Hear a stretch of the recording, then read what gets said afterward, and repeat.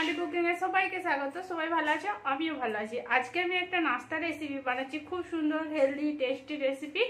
দেখুন এখানে সয়াবিন দিয়ে বানাচ্ছি, আর কি করে না বানাচ্ছি সেটাও আপনারা দেখুন প্রথম থেকে পুরো শেষ অবধি।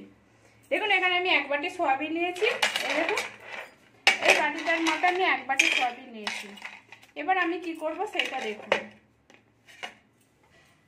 এখানে আমি জল কোড়া বসিয়ে দিয়েছি। কোড়াতে আমি এক বাটির একটু বেশি মানে 1.5 বাটির মতো আমি জল দিয়ে দিয়েছি। এবার আমি এখানে সয়াবিনগুলো দিয়ে দিচ্ছি। সয়াবিন দিলাম, এখানে 2টো টমেটো দিয়ে দিচ্ছি, এর মধ্যে আধখানা আমি পেঁয়াজ দিয়ে দিচ্ছি, 4-5টা আমি কাঁচা লঙ্কা দিয়ে দিচ্ছি, এখানে কিছুটা পরিমাণ কারি পাতা দিয়ে দিচ্ছি, 8-10 পাতা কারি পাতা দিয়ে দিলাম, রসুন দিয়ে দিলাম 6-8টার মতো, আর একটুখানি আমি আদা দিয়ে দিলাম। এইগুলোকে আমি এবারে সিদ্ধ হতে দেবো। দেখুন এখানে আমি একটা দিয়েছি, গাজর নিয়েছি, গাজরটাকে আমি গ্রেট করে নিচ্ছি।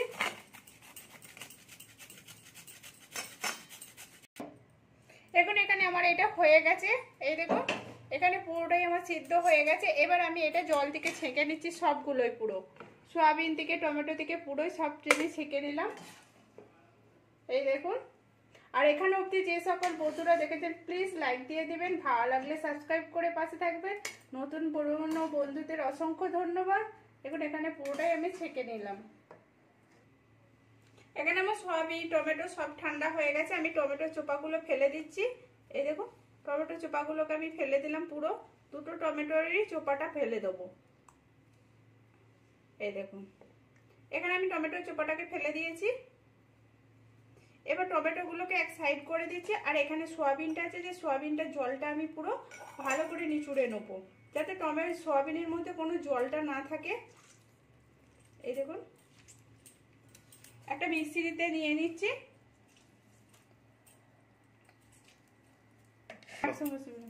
দেখুন এখানে আমি কাঁচা লঙ্কা, রসুন আর কারি পাতা সয়াবিন একসঙ্গে আমি ঘুরিয়ে নিচ্ছি এটাকে। এখানে আমার এটা পিসা হয়ে গেছে। এর মধ্যে এবার আমি সুজি দিয়ে দিচ্ছি। এক বাটি সুজি দিলাম। এই বাটিটার মাপে আমি এক বাটি সুজি দিলাম, সেই বাটিটার মাপেতে আমি এক বাটি দই দিয়ে দিলাম।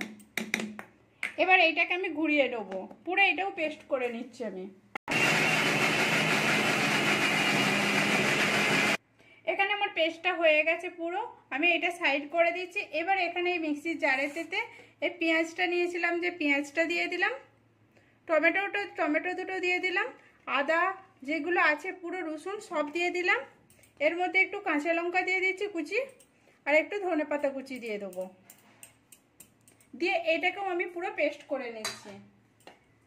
এখানে এবার দিয়েছি সয়াবিন, সুজি, দইটা দিয়ে পেস্টটা করেছিলাম সেইটা এবারে এখানে নিয়ে নিয়েছি। এবার এখানের মধ্যে আমি কিছু মশলা অ্যাড করে নিচ্ছি।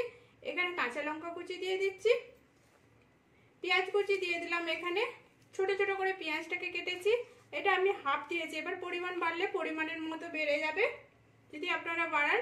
এখানে সামান্য পরিমাণে কারি পাতা দিয়ে দিলাম, একটু ধনেপাতা কুচি দিয়ে দিলাম এখানে।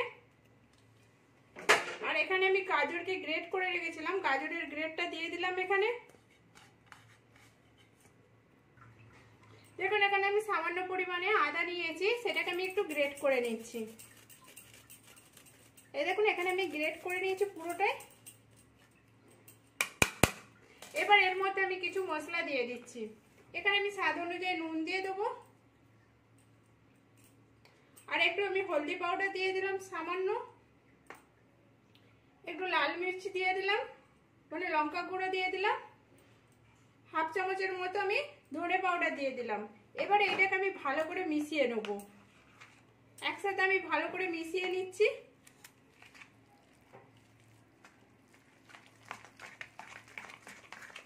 এই দেখুন এখানে আমি যতটা ভালো করে ডাববো, এটা পুরো ভালো করে যতটা ঘাঁটা যাবে ততটা ভালো হবে। দেখুন এখানে আমি পুরো ভালো করে মিশিয়ে নিচ্ছি এটাকে। দেখুন এখানে আমি তেল নিয়ে নিয়েছি, 1 চামচের মতো তেল নিয়ে নিয়েছি। তেলটা আমার গরম হয়ে গেছে। এবার এখানে আমি সর্ষে দিয়ে দিচ্ছি। আমি এখানে ইয়েলো সর্ষেটা দিলাম, মানে হলদে সর্ষেটা দিলাম, কালো সর্ষেটাও দিলে হবে।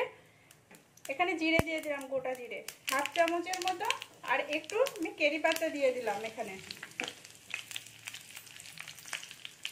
এবার এখানে আমার এটা হয়ে গেছে। এবার এখানে যে টমেটোর চাটনিটা বানিয়েছিলাম এর মধ্যে আমি দিয়ে দিচ্ছি। সামান্য নুন দিয়ে দেবো এর মধ্যে। এই দেখুন একটু নুন দিয়ে দিচ্ছি, দিয়ে এটাকে আমি ঘেঁটে দেবো।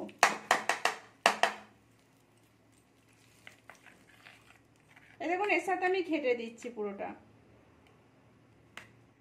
এবার এটা বানানোর জন্য আমি একটু হাফ চামচের মতো বেকিং সোডা দিয়ে দিলাম।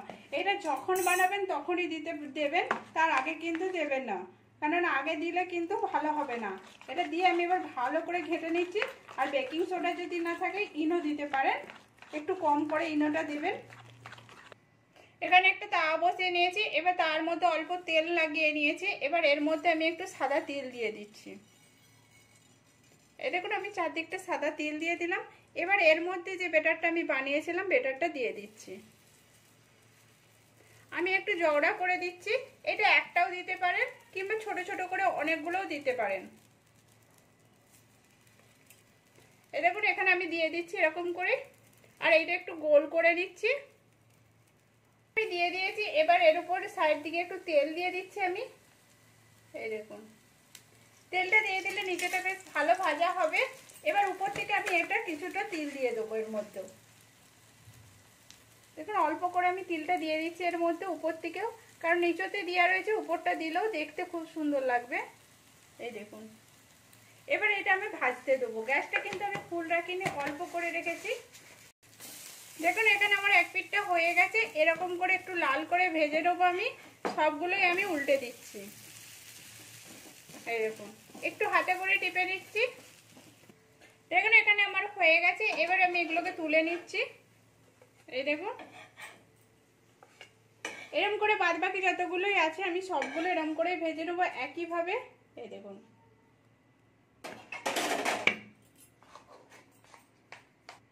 দেখুন এখানে আমার পুরোটাই কমপ্লিট হয়ে গেছে।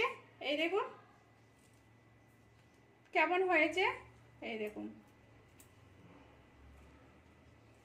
আর এটা আমি ভেঙেও দেখাচ্ছি।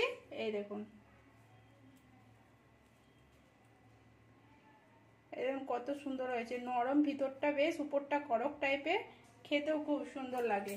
প্লিজ আপনারা এরকম করে বাড়িতে বানিয়ে দেখুন, কেমন হয়েছে সেটাও কমেন্ট করে বলবেন। ভালো লাগলে একটা লাইক করে, শেয়ার করে, সাবস্ক্রাইব করে পাশে থাকবেন। নাস্তাটা খুব সুন্দর, সয়াবিন দিয়ে একবারের জন্য হলেও বানিয়ে দেখুন।